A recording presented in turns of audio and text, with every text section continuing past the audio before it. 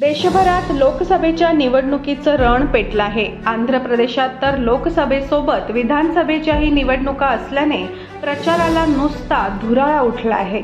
सर्वच राजकीय पक्षांनी या निवडणुकीत प्रचंड जोर लावला आहे। मुख्यमंत्री जगनमोहन रेड्डी यांनीही रॅलीला सुरुवात केली, मात्र काल रॅली करत असताना त्यांच्यावर दगडफेक करण्यात आली आणि त्यात ते जखमी झाले। मात्र सुदैवाने कोणताही अनुचित प्रकार घडला नसल्याचं सांगण्यात येत आहे। आंध्र प्रदेशचे मुख्यमंत्री आणि YSRCPचे प्रमुख जगनमोहन रेड्डी यांच्या रोड शोवर दगडफेक करण्यात आली। शनिवारी रात्री हा रोड शो सुरू असताना अचानक दगडफेक झाली।